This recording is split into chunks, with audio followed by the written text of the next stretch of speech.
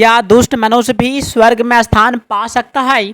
तो आइए दोस्तों जानते हैं श्री कृष्ण भगवान ने गीता में क्या कहा। सबसे बड़ी बात सुनकर आप हैरान हो जाओगी। दोस्तों, अधूरा ज्ञान बीज के समान होता है।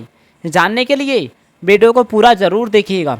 भगवान श्री कृष्ण कहते हैं, चाहे कोई दुराचारी से दुराचारी, पापी से पापी व्यक्ति क्यों ना हो, चाहे किसी वर्ण का, आश्रम का, संप्रदाय का, देश का, वेश का हो, अगर वह सच्चे भाव से भगवान की शरण में आ जाता है तो भगवान उसे प्राप्त हो जाते हैं।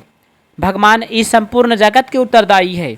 यह विश्वास ज्ञान है और भगवान के अतिरिक्त दूसरा कोई तत्व नहीं। ऐसा अनुभव होना विज्ञान है।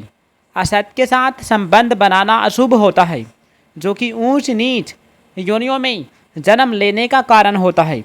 परमात्मा का नाम, रूप, लीला, धाम, स्मरण, कीर्तन, जप, ध्यान, ज्ञान आदि सब पवित्र है और ये सभी प्राणी मात्र को पवित्र करने वाला है।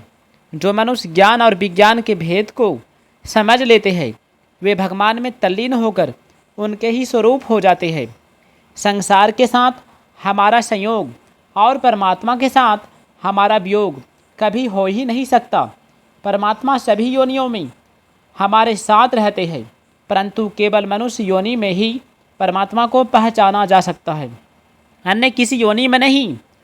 प्रकृति परमात्मा की एक विलक्षण शक्ति है। यह न तो परमात्मा से भिन्न है और न अभिन्न। अपनी इसी प्रकृति को स्वीकार करके परमात्मा महाप्रलय के बाद अपनी प्रकृति की मांग के अनुसार जीवों की रचना करते हैं। भगवान संसार की रचना प्रकृति को लेकर करते हैं और प्रकृति संसार की रचना भगवान के नेतृत्व में करती है। मनुष्य जन्म संपूर्ण जन्मों का अंतिम जन्म है। भगवान ने जीव को मनुष्य शरीर देकर उसे जन्म मरण के प्रभाव से अलग होकर अपनी प्राप्ति का पूरा अधिकार दिया है, परंतु यह मनुष्य ईश्वर को प्राप्त न करके लगाव के कारण फिर पुराने प्रभाव में अर्थात जन्म मरण के चक्र में चला जाता है। परमात्मा की यह एक अलौकिक विलक्षणता है कि वे भूखे के लिए अन्न रूप में, प्यासे के लिए जल के रूप में और विषय के लिए शब्द, स्पर्श, रूप, रस और गंध रूप में बनकर आते हैं। वे ही मन, बुद्धि, इंद्रियां बनकर आते हैं। वे ही संकल्प, विकल्प बनकर आते हैं। वे ही व्यक्ति बनकर आते हैं। वे ही दुख स्वरूप में आकर मानव को चेताते हैं कि वे अगर इन वस्तुओं को भोग पदार्थ मानकर इनके भोक्ता बनेंगे तो इसके परिणाम स्वरूप उन्हें दुख ही दुख भोगना पड़ेगा। इसलिए मनुष्य को लज्जा आनी चाहिए कि वे भगवान को भोग सामग्री बनाते हुए ईश्वर कितने दयालु होता है कि प्राणी जो मांगता है भगवान वैसे ही बन जाते हैं। सोचिए, ये भोग पदार्थ हमारे साथ कब तक रहेंगे? मनुष्य स्वयं ही अपना बंधु होता है और स्वयं ही मित्र होता है। अगर वह बाहरी चीज़ों को सहायक या बाधक के रूप में देखे तो सहायक के रूप में चीज़ों को देखने पर वे उसी रूप में प्रभावी हो जाते हैं और इसके विपरीत देखने पर उसी रूप में। दोस्तों, जो व्यक्ति स्वयं के द्वारा स्वयं का उद्धार नहीं करता वह अपना शत्रु स्वयं है। अर्थात जो व्यक्ति अच्छे कार्यों द्वारा उन्नति करता है वह उद्धारक होता है। इसके विपरीत बुरे कामों को करने वाला अपने साथ साथ समाज का भी विघटन कर देता है। शरीर, इंद्रियां, मन, बुद्धि मनुष्य को असत पदार्थों की ओर भटका सकते हैं। जो इनका आश्रय नहीं लेता वह अपने आप को जीत लेता है और विकार रहित हो जाता है।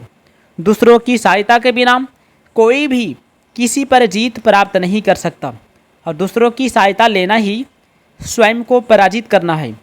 अर्थात स्वयं को पहले पराजित कर ही दूसरों पर विजय पाई जा सकती है।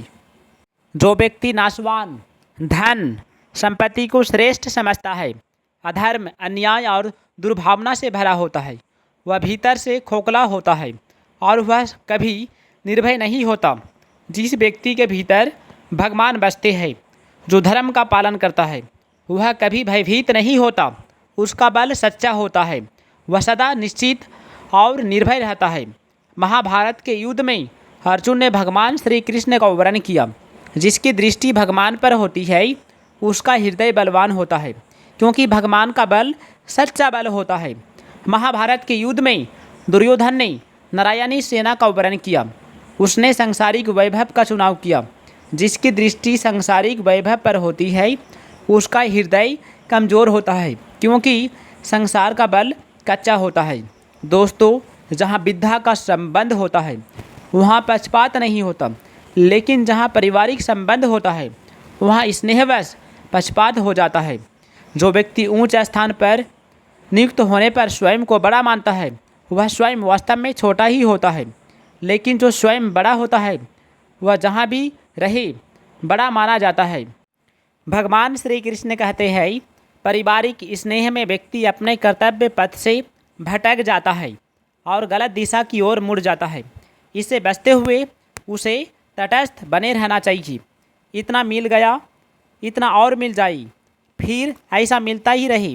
ऐसे धन, जमीन, मकान, आदर, प्रशंसा, पद, अधिकार आदि मनचाही वस्तु मिल जाने पर उसके सुख में रम जाते हैं, जिससे आसक्ति लगाव बढ़ती चली जाती है। इसे केवल एक साधन के रूप में बिना लगाव के इस्तेमाल करने से मन आसक्ति में नहीं फंसता। दोस्तों, जो व्यक्ति चीज़ों के सुख में खो जाता है उन चीज़ों के चले जाने पर व्याकुल हो जाता है। इसलिए चीज़ों के मिलने या खोने दोनों के मन में एक समान रूप से मोह रहित रखना ही योग है। जीवन यापन से अधिक वस्तुओं को अपने घर में जमा रखकर हम अपने पर कर्ज चढ़ाते हैं। ये वस्तुएं किसी ज़रूरतमंद को देकर उसके जीवन को आगे बढ़ाया जा सकता है।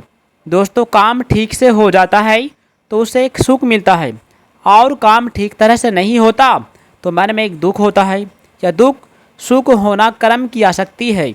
आपका कर्तव्य केवल अनासक्त होकर कर्म करना है। फल तो प्रभु इच्छा के अनुसार ही मिलता है। असत्य द्वारा सत्य की प्राप्ति कभी नहीं हो सकती, बल्कि असत्य के त्याग से सत्य की प्राप्ति होती है। जो आपके है, अपने है, आपके अंदर स्थित है, अभी है, यहाँ है। पाने की इच्छा उसमें होती है जिसमें कोई अभाव होता है। दोस्तों, शरीर को संसार की सेवा में लगा देना कर्म योग है, और शरीर से स्वयं अलग हो जाना ज्ञान योग है। दोनों का परिणाम एक ही होगा। दोनों ही साधनों से संसार से संबंध विच्छेद होकर स्वरूप में स्थित हो जाएगी। कर्मों से कुछ न कुछ पाने की इच्छा ही बंधन में डालती है। इसके विपरीत कुछ भी न पाने की इच्छा होने पर भी कर्म भी और कर्म हो जाते हैं। जिनको साधारण मनुष्य अपना मानते हैं वे शरीर, इंद्रियां, मन, बुद्धि वास्तव में किसी भी दृष्टि से अपने नहीं है, बल्कि मिले हुए हैं और निश्चित ही बिछोड़ने वाली है। इनको अपना मानना सर्वदा भूल है। साधारण लोग फल पाने के लिए कर्म करते हैं, पर कर्मयोगी फल के लगाव को मिटाने के लिए कर्म करता है। फल की इच्छा को मिटाने के लिए शरीर, इंद्रियां आदि को कभी भी अपना नहीं मानना चाहिए। प्यारे दोस्तों, यदि वीडियो अच्छे लगे तो वीडियो को लाइक कीजिएगा, चैनल को सब्सक्राइब करके कमेंट में जय श्री कृष्ण ज़रूर लिखिएगा।